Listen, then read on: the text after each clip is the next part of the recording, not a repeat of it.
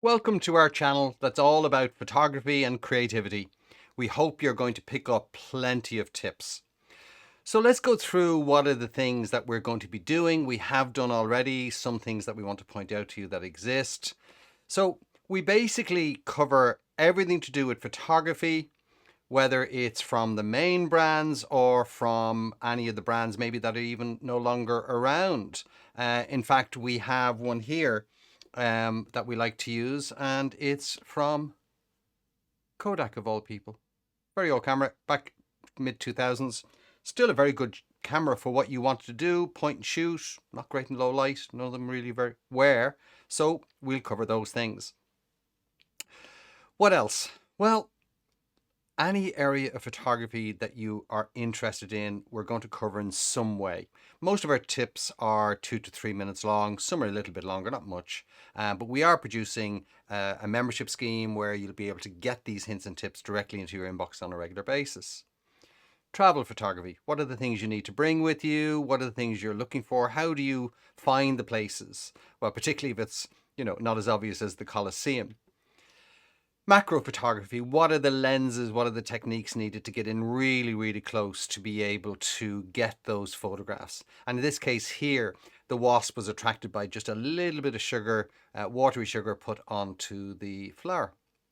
Draws it in, you get your shot.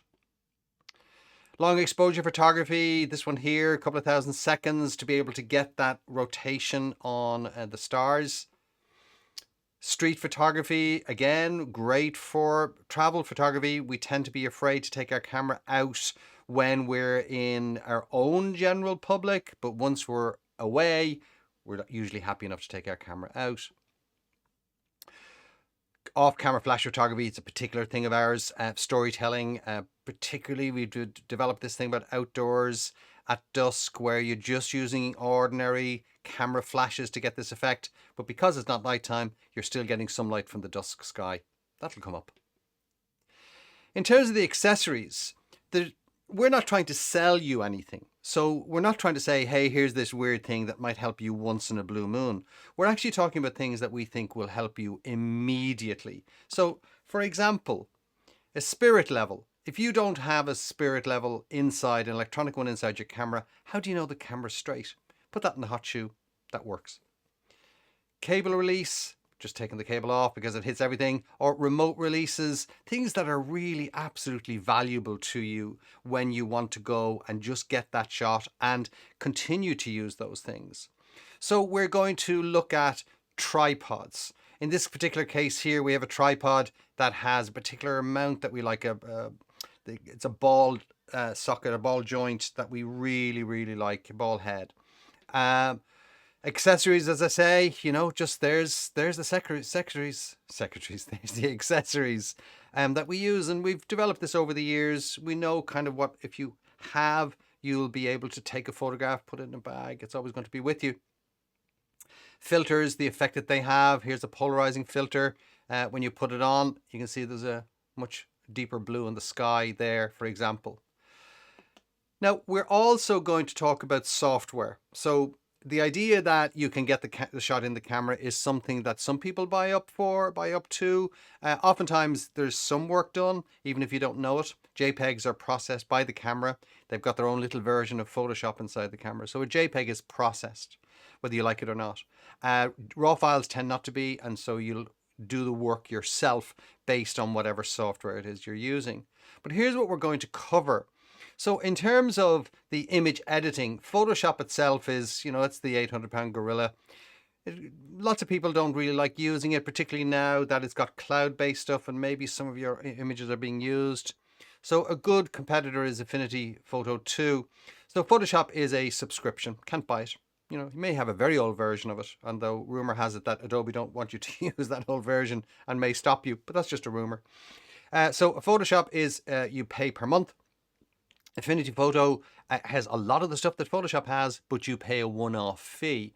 Now, what does it not have? It tends not to have the AI generated stuff. So some people may not like that, but it's a one-off fee. You own it forever until things break down, the software, your computer is upgraded to where it can no longer run older software.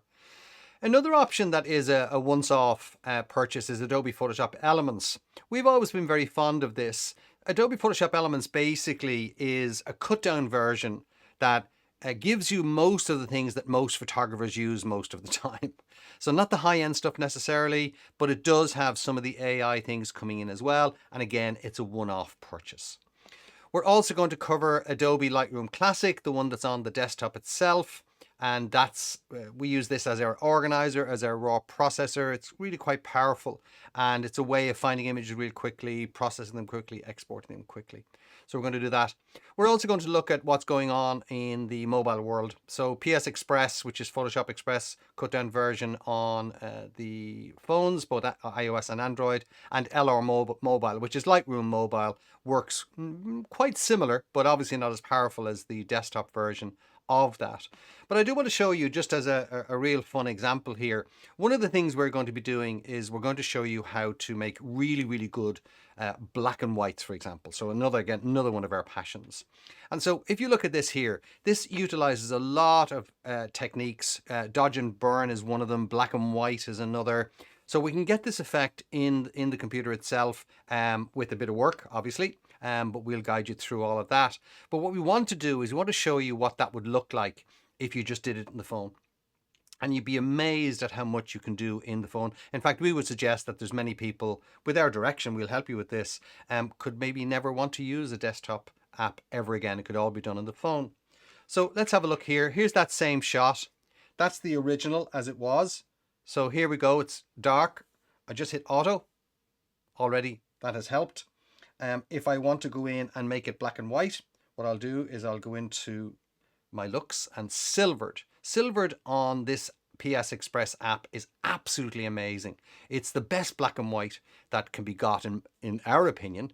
And I certainly will go in here, make that black and white, and then go back into the computer itself, the desktop or the laptop if I want. So there already I've made that really quite dramatic effect. I know now that if I do that, it can be a little bit green in saturation. So I'm just going to move that down. You won't see that there, but that's just what I would normally do. And then in the lighting, I would look at lifting up the shadows. So what we can do in software on the desktop, laptop, and on the phone is we can just target certain areas. And so the shadows, the darker areas are what I'm highlighting right here. And then the highlights themselves, I can bring those back. So in a very short space of time, I've gone from that to that. And those of you who've been watching on a regular basis, our description for things that are just totally uninteresting is bleh. It's our technical term. That's bleh. Whereas that's like, ooh, that's really cool. So all of those things and more we're going to be covering. And in fact, we want you to help us. We want you to be able to guide us around what it is that you would like. So one of the things we're going to do is project-based photography, which is a little bit less technical in the sense that you are, yes, technical, but it's your eye, training your eye to see a consistency in images, a consistency in how those images are worked with in the computer. And in our opinion, once you get the camera or your phone working the way you want it and you're comfortable with it, project-based photography is a really fantastic way to grow your photography, to learn more. We describe projects almost like as children, that if you don't look after them, they'll die. But if you listen to them, they'll tell you what they need. So project photography is very much like that. What we've already put out there is we want you to tell us what are the tips that you like. Now, is there something we can cover in 2 to 3 to 4 minutes that you would like? We have a video on that already on our channel. Just scroll down and have a look for, follower request. That's what we want you to be able to tell us. And also get your photos critique for free. Another video we have on that where we direct you as to where you would do it. Basically go to our website and tell us, send in images to us, attach the file to it, and we'll critique that here. And the reason we'll do that, everybody learns from a critiquing session. Everybody learns. It's just astonishing how you can pick up tips from how other people's photographs are being treated. And we'll always do that very gently, very kindly, because, we're nice people here. So, welcome to our channel. This is all about photography and creativity, and we hope you're going to pick up plenty of tips. If you have any questions, just pop them in the comments.